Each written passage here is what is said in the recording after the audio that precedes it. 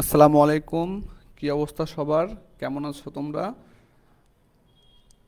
যে গত ক্লাসে যারা গত ক্লাস করেছো, তোমাদের গত ক্লাসে যদি কোনো প্রবলেম থেকে থাকে তাহলে অবশ্যই কমেন্ট সেকশনে আমাদেরকে জানাবা। আমরা তারপরে আমরা আজকে নতুন ক্লাসে যাব। আমরা তোমাদের বই থেকে আজকে একটা কোশ্চেন লিখবো। হ্যাঁ, আমরা এই কোশ্চেনটা রচনামূলক পরীক্ষায় তোমাদের সেমিস্টার ফাইনালে রচনামূলক আসে। হ্যাঁ, তো আমরা কোশ্চেনটা অলমোস্ট অর্ধেক সলিউশন করে ফেলাইছি কালকে। তো আমি যত প্রশ্ন লিখে দিই নাই, সুতরাং তোমাদের একটু কষ্ট হতে পারে। তো আমি আজকে কোশ্চেনটা লিখে দেবো। হ্যাঁ, চিত্রসহ ভ্যাপার কম্প্রেশন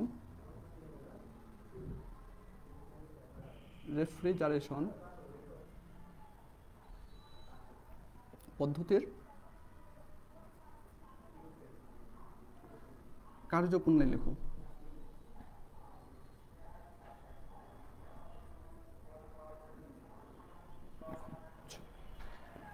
এই কোশ্চেনটা আমাদের মানে এত গুরুত্বপূর্ণ সেমিস্টার ফাইনালের জন্য যে যেটা তুমি বলার মতো না। ঠিক আছে, তাহলে এবার আমরা কি দেখব? আমরা ভ্যাপার চিত্রসহ ভ্যাপার কম্প্রেশন রেফ্রিজারেশন পদ্ধতির কার্যপ্রণালী দেখব। তা আমরা দেখো তো ভ্যাপার কম্প্রেশন রেফ্রিজারেশন সিস্টেমের আমরা চিত্রটা দেখে ফেলেছি না গত ক্লাসে? আমাদের চিত্রটা কি ছিল দেখো, আমি চিত্রটা জাস্ট আঁকাই দিয়েছি, তুমি দেখো একটু। কনডেন্সার ছিল,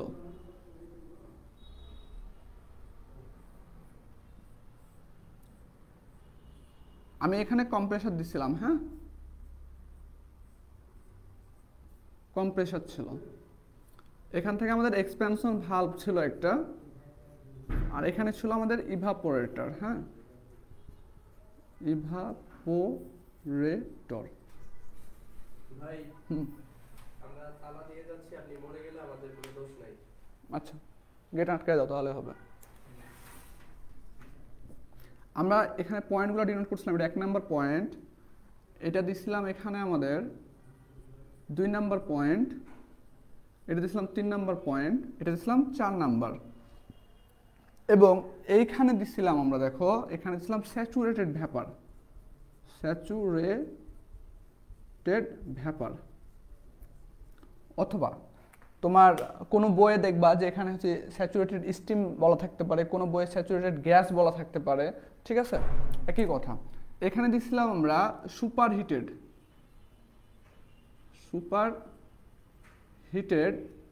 ভ্যাপার। এখানে বলছিলাম আমরা স্যাচুরেটেড লিকুইড, আর এখানে বলছিলাম ওয়েট মিক্সচার, যেখানে থাকবে লিকুইড প্লাস ভ্যাপার। আচ্ছা, এখানে দিছিলাম আমরা কিউ ইন, এখানে দিছিলাম কিউ আউট, এখানে দিছিলাম ডাব্লু ইন। আচ্ছা, আমরা কালকে এটা পড়ছি না? হ্যাঁ, এখন আমরা এই জিনিসটা দেখে দেখে আমরা কি করব? কার্যপ্রণালী লিখবো। হ্যাঁ, তাহলে দেখো কার্যপ্রণালীটা কি হবে। আমরা কার্যপ্রণালী গত ক্লাসে পড়ে ফেলেছি, কিন্তু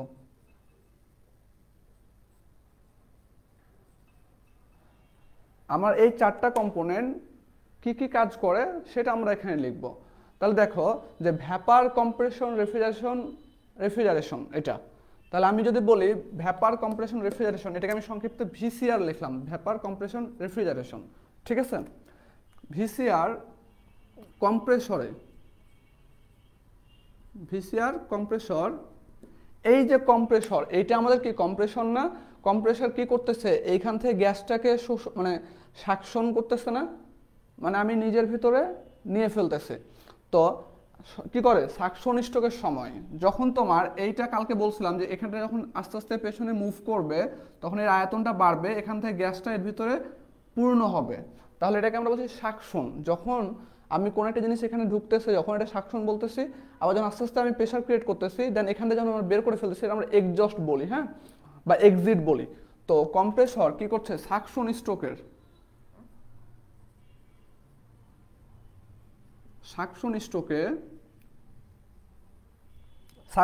কি নিচ্ছিল ভাইয়া? সাকশন স্ট্রোকে দেখো তো এই জায়গাতে আমার ইভাপোরেটরের যে টেম্পারেচার নিয়ে হচ্ছে রেফ্রিজারেন্টটা বের হচ্ছিল, এই ইভাপোরেটরের যে টেম্পারেচার নিয়ে বের হচ্ছিল, এই টেম্পারেচারটা আমি T1 দিছিলাম কালকে। দেখো T1, এটা দিছিলাম T2। আমরা বলছিলাম যে এই T1 তাপমাত্রা রেফ্রিজারেন্টটা এখানে প্রবেশ করার পরে যখন আমি এটা কম্প্রেসড করতেছি, তখন কি তাপমাত্রা বাড়তেছিল এবং কি বাড়তেছিল, চাপ বাড়তেছিল, বলছিলাম না কালকে। তাহলে ভিসিআরসি কম্প্রেসর সাকশন স্ট্রোকে কম তাপমাত্রা এবং চাপের বাষ্পীয় রেফ্রিজারেন্ট, কি বলছি আমরা, কম তাপমাত্রা ও চাপের বাষ্পীয় রেফ্রিজারেন্ট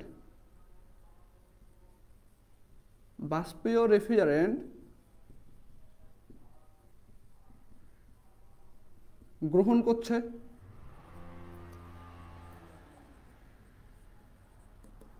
গ্রহণ করে বা গ্রহণ করছে, ঠিক আছে। এবং সেটা কি করতেছে, আবার কম্প্রেসার গ্রহণ করার পরে সে কম্প্রেসড করতেছে। তো কম্প্রেসড করার ফলে কি হচ্ছে, আমার এই তাপমাত্রা এবং চাপটা কি বৃদ্ধি পাচ্ছে না? তাহলে আমি বলতে পারি না এখানে যে কম্প্রেসর এই রেফ্রিজারেন্টকে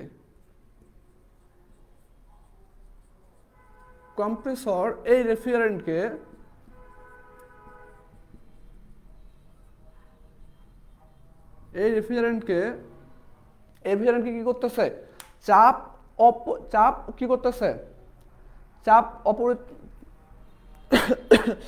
এই কম্প্রেসর এই রেফ্রিজারেন্টকে উচ্চ চাপ এবং উচ্চ তাপমাত্রায় কি করতেছে, বের করে দিচ্ছে। বের করছে না ভাই আমাদের? তাহলে কি হচ্ছে, রেফ্রিজারেন্টকে উচ্চ তাপমাত্রা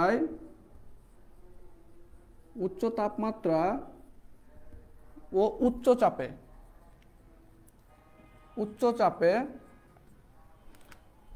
কোথায় দিচ্ছে, কন্ডেন্সারে। তাহলে বলতেন উচ্চ চাপে কন্ডেন্সারে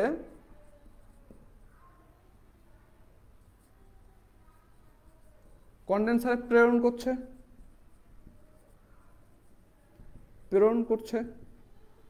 তাহলে আমাদের কম্প্রেসরের কাজটা শেষ হয়ে গেছে। তাহলে এখন দেখো কন্ডেন্সার কি করতেছে, আমার করতেছে এখানে, এই কন্ডেন্সার আমাদের চাপটাকে অপরিবর্তিত রেখে তাপমাত্রা কমাই দিচ্ছে। তাপমাত্রা কি করছে, কমাই দিচ্ছে। তাহলে আমরা বলতে পারি না কন্ডেন্সার এই রেফ্রিজারেন্টের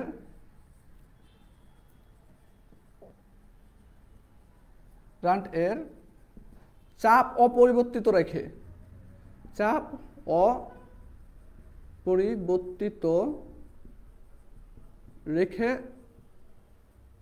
তাপমাত্রা কমিয়ে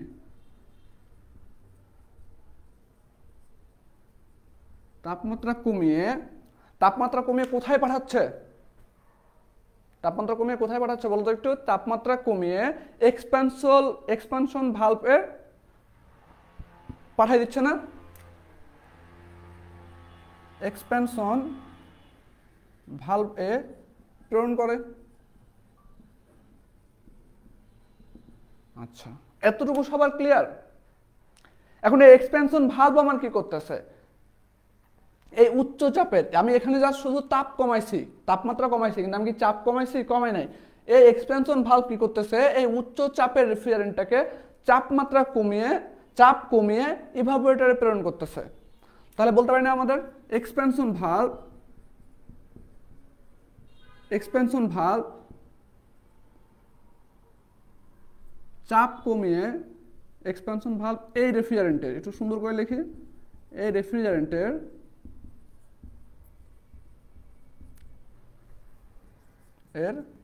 চাপ কমিয়ে ইভাপোরেটরে প্রেরণ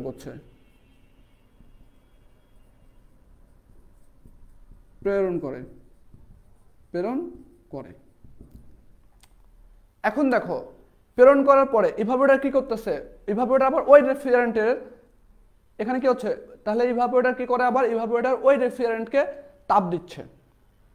তাহলে আমরা বলতে পারি না যে উক্ত রেফ্রিজারেন্টের তাপ কম থাকায়। তাহলে এখন দেখো তো এখানে যখন আমার এই জায়গাতে যখন ইভাপোরেটর প্রবেশ করতেছে, তখন আমার কি রেফ্রিজারেন্টের তাপ এবং চাপ দুইটাই কম, এবং কম থাকার কারণ কি বলতে পারি আমরা? উক্ত রেফ্রিজারেন্ট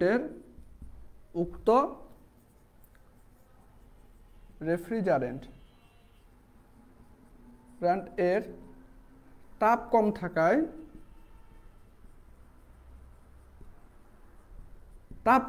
সে কি করতেছে? তাপ কম থাকায় ইভাপোরেটরে এসে তাপ গ্রহণ করছে বা তাপ শোষণ করছে, বলতে পারি না? তাহলে ইভাপোরেটর উক্ত রেফ্রিজারেন্ট এর তাপ কম থাকায় সে মানে কে? রেফ্রিজারেন্ট ইভাপোরেটরে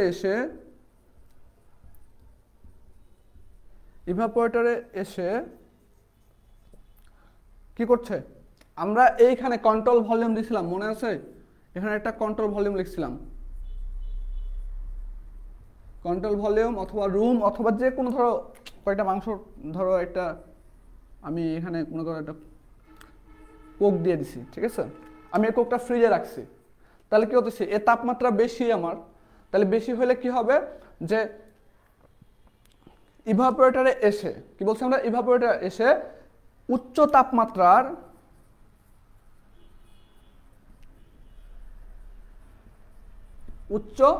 তাপমাত্রার রক্ষিত সামগ্রী, এটা না ভাইয়া?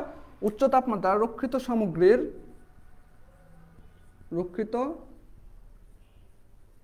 সামগ্রীর তাপ শোষণ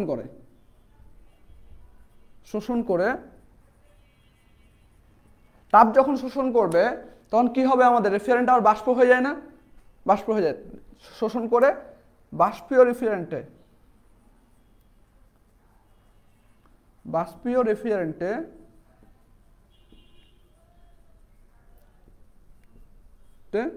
কি হচ্ছে? কনভার্ট হচ্ছে, বাষ্পীয় রেফ্রিজারেন্টে কনভার্ট হচ্ছে বা পরিণত হয়।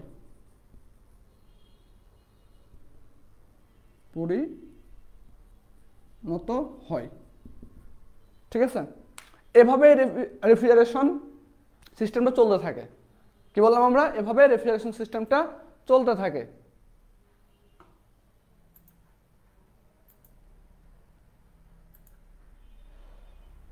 তো এই যে এতটুকু আমরা লিখছি, এইটাকে আমরা কোনো বই থেকে লিখছি? আমরা দেখো তো গত ক্লাসে আমার ইভাপোরেটরের কাজ কি, আমার কম্প্রেসরের কাজ কি, কন্ডেন্সারের কাজ কি, এক্সপ্যানশন ভালভের কাজ কি, এবং ইভাপোরেটর থেকে একটা রেফ্রিজারেন্ট যখন বের হয় তখন তার কি পজিশনে থাকে, তার তাপমাত্রা কেমন থাকে, কন্ডেন্সারের যখন কন্ডেন্সার প্রবেশ করে তখন রেফ্রিজারেন্টের অবস্থা কীরকম থাকে, কম্প্রেসর থেকে যখন বের হয় তখন তার অবস্থা কীরকম থাকে, আমরা গতকালকে সবই পড়ছি এগুলো গত ক্লাসে, মনে আছে? তাহলে আমরা বলতে পারি এখান থেকে এভাবেই রেফ্রিজারেশন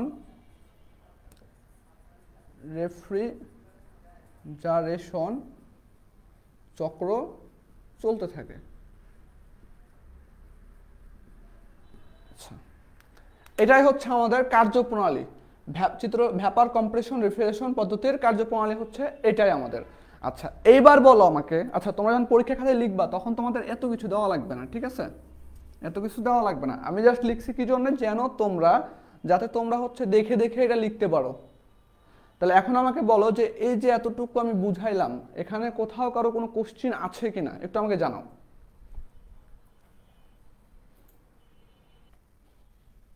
তাহলে তোমরা এটা নোট করে ফেলবা, ঠিক আছে?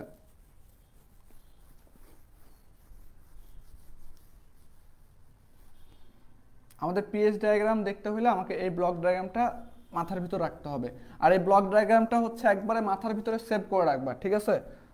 মানে চোখ বন্ধ করলে দেখতে পাও।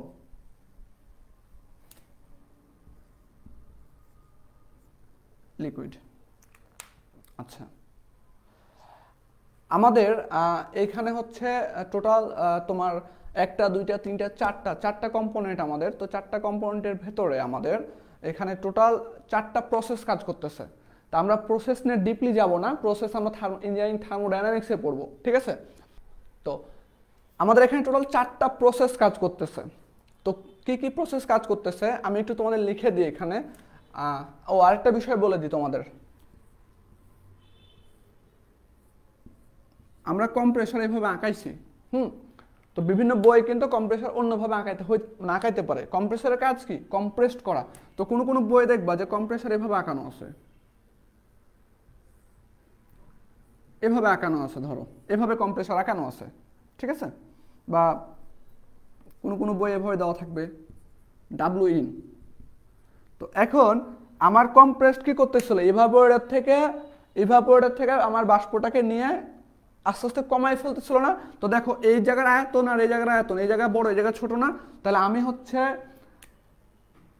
ইভাপোরেটর, এটা হচ্ছে আমাদের 1 নম্বর পয়েন্ট হবে, আর আমার কম্প্রেসড হয়ে ছোট প্রান্ত দিয়ে বের হবে, তাই 2 নম্বর। এটা হচ্ছে আমাদের কম্প্রেসর, এভাবেও থাকতে পারে বইয়ে, ঠিক আছে, কোনো কোনো বইয়ে।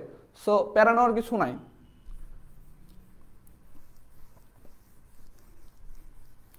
তো আমাদের এখানে টোটাল আমরা হচ্ছে 2টা প্রসেস কাজ করছে, তবে 2টা প্রসেস হচ্ছে 4টা ফেজে কাজ করতেছে, ফরম্যাটে কাজ করতেছে। তো আমি যদি বলি যে 1 থেকে 2, 1 থেকে 2 আমাদের কে কম্প্রেসর না? কম্প্রেসর। কম্প্রেসরের এখানে আমাদের কাজ করতেছে আইসেন্ট্রপিক প্রসেস, আইসেন্ট্রপিক প্রসেস, ঠিক আছে? আইসেন্ট্রপিক প্রসেসে এনট্রপি স্থির থাকে, এনট্রপি স্থির থাকে,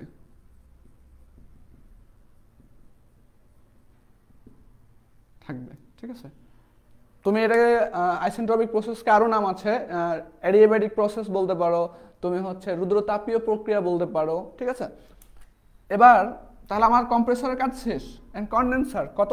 2 থেকে 3, এটাকে কনডেন্সার না? কনডেন্সার। কনডেন্সারে কি আমাদের চাপের কোনো পরিবর্তন হয়? চাপের কোনো পরিবর্তন হয় না। তাহলে আমাদের কনডেন্সার কাজ করতেছে কনস্ট্যান্ট প্রেসার প্রসেসে, constant pressure process, pressure process. এই কনস্ট্যান্ট প্রেসার প্রসেসে আমার চাপ স্থির থাকে, চাপ কি থাকে? স্থির থাকে। এবং 3 এবং 4 কি এক্সপ্যানশন ভালভ না? Expansion valve. এক্সপ্যানশন ভালভে আমাদের এখানেও কাজ করতেছে কি আমাদের? Isentropic process.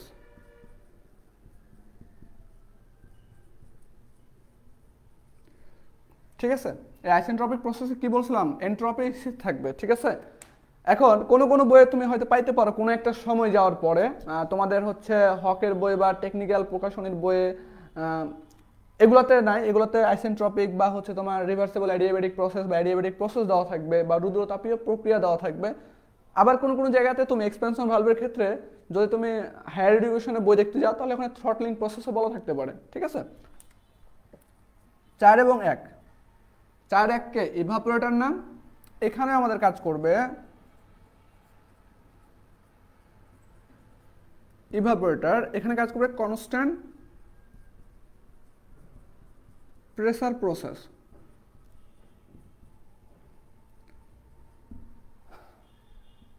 এই যে আমি লিখতেছি যে constant pressure process, isentropic process, এগুলো নিয়ে চিন্তা করার কিছু নাই। আমরা যখন ইঞ্জিনিয়ারিং থার্মোডাইনামিক্সে পড়বো, প্রসেসের একটা চ্যাপ্টারই আছে, ঠিক আছে? ওখানে আমরা তোমাদেরকে পড়াবো constant pressure process, constant volume process, constant temperature process, isentropic process. So মোটেও টেনশন আর কিছু নাই, জাস্ট এতটুকু আমি শুধু দেখালাম কি জন্য, আমি যখন টিএস ডায়াগ্রাম এবং পিভি ডায়াগ্রাম আঁকাবো তোমাদের জন্য, তখন হচ্ছে তোমাদের বুঝতে সুবিধা হবে। ক্লিয়ার সবার? আপাতত এতটুকু মনে রাখো তাহলে হবে।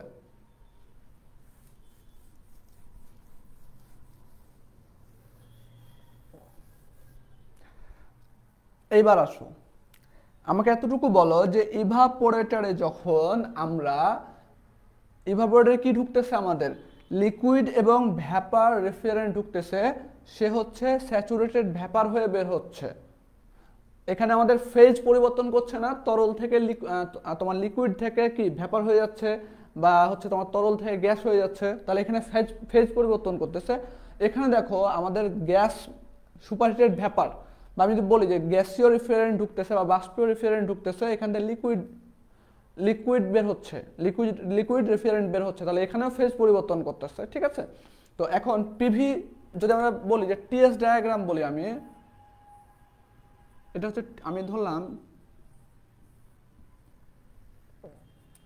টিএস এবং এটা হচ্ছে পিএইচ, ঠিক আছে। তো আমি যদি এখন তোমাদের অতি সংক্ষিপ্ত কোশ্চেন আসতে পারে যে পিএইচ ডায়াগ্রাম বলতে কি বুঝাই, পিএইচ ডায়াগ্রাম বলতে কি বুঝাই। তো পিএইচ ডায়াগ্রামের সংজ্ঞাটা জাস্ট নিজের মতো করে দিবা এভাবে যে ডায়াগ্রামের মাধ্যমে প্রেসার এবং এনথালপি কে রিপ্রেজেন্ট করা হয় বা বোঝানো হয় সেটাকে আমরা পিএইচ ডায়াগ্রাম বলি। তাই সিমিলার ভাবে টিএ কি টেম্পারেচার, এসে হচ্ছে এন্ট্রপি, ঠিক আছে। আমি একটু লিখে দিই এখানে,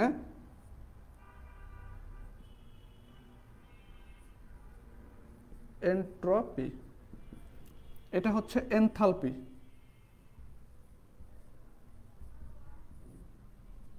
এনথালপি এটা হচ্ছে চাপ, পিএ হচ্ছে চাপ, এটা হচ্ছে তাপমাত্রা, তাপমাত্রা। আচ্ছা, এখন যখন আমি টিএস এবং পিএইচ ডায়াগ্রাম অঙ্কন করতে যাব, আরেকটা ডায়াগ্রাম আছে পিভি ডায়াগ্রাম, সেটা তোমাদের লাগবে না এখন, আমরা প্রসেসে যখন পড়বো তখন আমরা ওখানে পিভি ডায়াগ্রাম অঙ্কন করা শিখবো। হ্যাঁ, তো আমার যখন যদি কখনো কোনো ফেজ পরিবর্তন হয় তাহলে পিভি এবং টিএস ডায়াগ্রাম এবং পিভি ডায়াগ্রামে আমাদের ডোম অঙ্কন করতে হয়। কি বলছি আমরা? ডোম। তো ডোমটা হয় একটা কার্ভ, ডোমটা কি? কার্ভ। এখন ডোম বলতে কি বুঝাই আমি যদি একটু লিখে দিই তোমাকে, এটাকে কি বলতেছি আমরা? ডোম।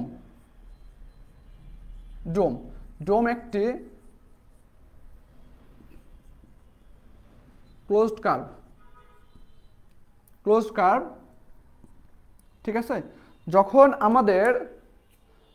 আমাদের রেফ্রিজারেন্ট বা আমাদের হচ্ছে সাবস্ট্যান্স বলি যেটা আমরা, এটাতে যখন আমাদের ফেজ পরিবর্তন করে তখন হচ্ছে আমাদের কি হয়?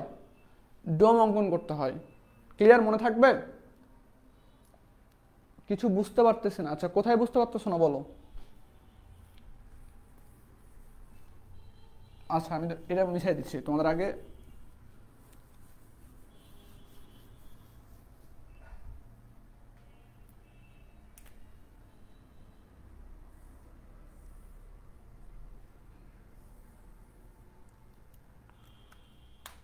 আমি দিলাম এটা একটা কার্ভ, আমি এখানে টিএস ডায়াগ্রাম বলতে পারি, পিএস ডায়াগ্রামও বলতে পারি, ঠিক আছে। একটু ক্লিয়ার ভাবে মানে একটু মনোযোগ দাও, একটু মনোযোগ দাও। এইটা হচ্ছে আমাদের 1 নাম্বার পয়েন্ট, এটা হচ্ছে 2 নাম্বার পয়েন্ট, এটা হচ্ছে 3 নাম্বার পয়েন্ট। তো এগুলা হচ্ছে, এটা 1 নাম্বার, এটা হচ্ছে একটা এলাকা, এটা একটা এলাকা, এইটা একটা এলাকা। আমাদের এখানে টোটাল কয়টা এলাকা আছে? 3টা আছে। 3টা এলাকার লোকজন 3 রকম, 3টা এলাকার লোকজন 3 রকম। তো এটাকে বলি আমরা লিকুইড জোন বা সাবকুলড জোন, ঠিক আছে। তাহলে 1 নাম্বারটা আমরা বলতেছি কি?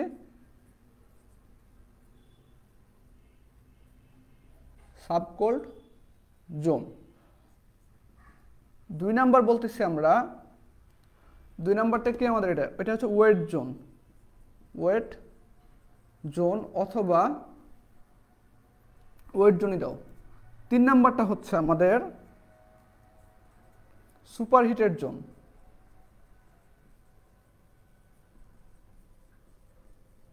সুপারহিটেড জোন, ঠিক আছে। এই যে তোমার এই লাইনটা দেখতেছো না, এই লাইনটাকে বলি আমরা স্যাচুরেশন লাইন। এই লাইনটাকে কি বলতেছি আমরা?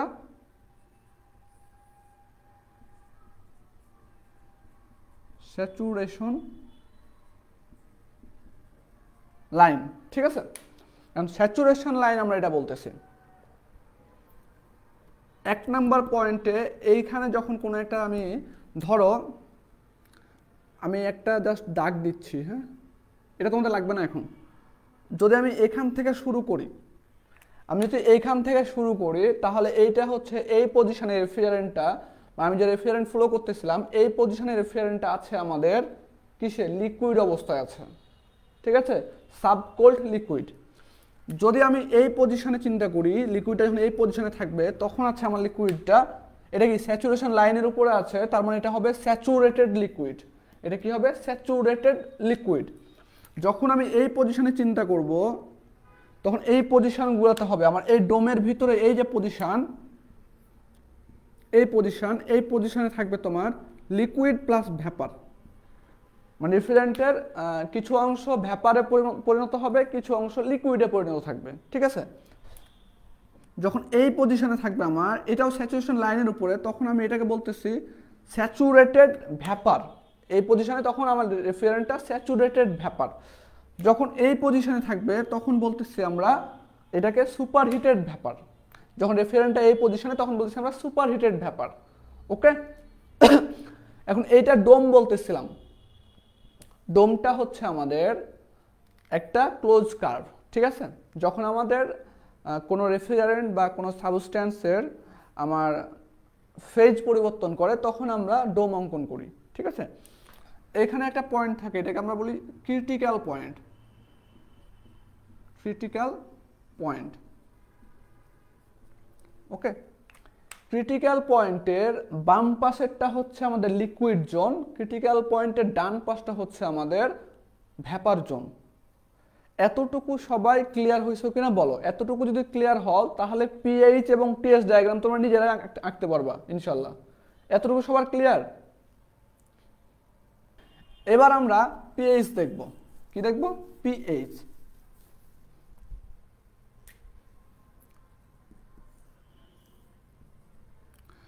পিএইচ প্রেসার এবং এনথালপি। এইচ দ্বারা কি বোঝায়? এনথালপি।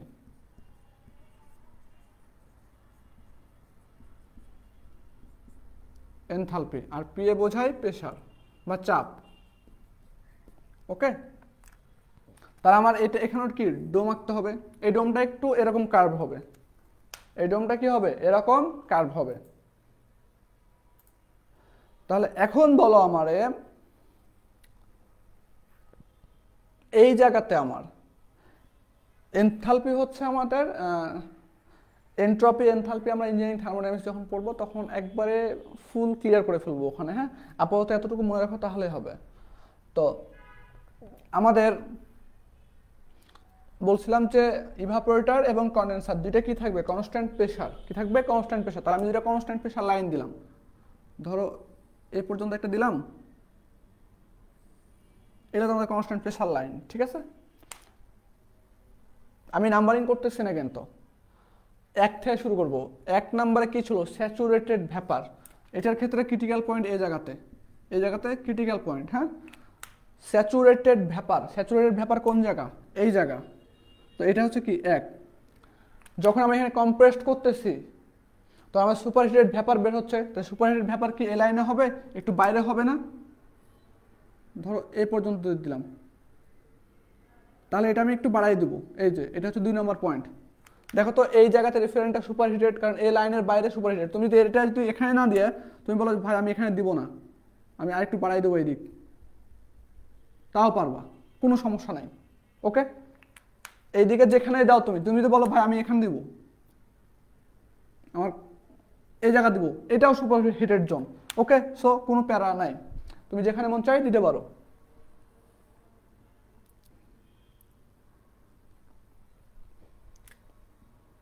তাহলে 1 এবং 2 এর কাজ শেষ আমার। এবার আসো কন্ডেন্সারে। কন্ডেন্সার কি? Constant pressure line. তো কন্ডেন্সার প্রেসার লাইন হচ্ছে এখান থেকে কন্ডেন্সার যে কনস্ট্যান্ট প্রেসার লাইন চলে আসছে আমার আস্তে আস্তে এই জায়গাতে যখন আসছি তখন আমি এই জায়গাতে আসার পরে চিন্তা করব যে আমি এই পাশে বের হব না এখানেই থাকবো। এখন আমার বলো তুমি যে এই যে 3 নাম্বার, এই 3 নাম্বারে আমার রেফ্রিজারেন্টের কন্ডিশন কি? এই 3 নাম্বারটা হচ্ছে আমাদের রেফ্রিজারেশনের কন্ডিশনটা হচ্ছে স্যাচুরেটেড লিকুইড। তার মানে কি? আমার অবশ্যই ডোমের ভেতরে থাকতে হবে, ডোমের উপরে থাকতে হবে, ডোমের লাইনের উপরে। তাহলে এটা আমাদের কি 3 নাম্বার পয়েন্ট, ঠিক আছে? এবার দেখো আস্তে আস্তে নিচে নামতেছি। এটা কি আমাদের আইসেন্ট্রপিক প্রসেস ছিল, কনস্ট্যান্ট এন্ট্রপি। তাহলে এখানে যখন ওয়েট মিক্সচার মানে কি? দেখো তো আমাদের লিকুইড এবং ভ্যাপার থাকবে। লিকুইড এবং ভ্যাপার থাকলে কি হবে? অবশ্যই এই ডোমের ভিতরে থাকতে হবে। তাহলে এটা আমাদের কি হবে? স্ট্রেট নিচে নেমে যাবে। এটা হচ্ছে 4 নম্বর পয়েন্ট। তাহলে বাকিটুকু আমরা মিশাই ফেলবো। তাহলে আমি দেখো 4 থেকে কোথায় গেছি? 1-এ গেছি। 1 থেকে কোথায় গেছি? 2-এ। 2 থেকে 3-এ, 4। আমার 4 থেকে 1-এ কি হচ্ছিল? Q in. আর 3 থেকে 4-এ কি হচ্ছিল? Q out. আর এখানে আমি এই 1 থেকে 2-এ দেখো তো ডাব্লিউ ইন দিচ্ছিলাম না? W in. তোমাদের এটা হচ্ছে পিএইচ ডায়াগ্রাম। আচ্ছা, আরিফুল ডোম বুঝি নাই।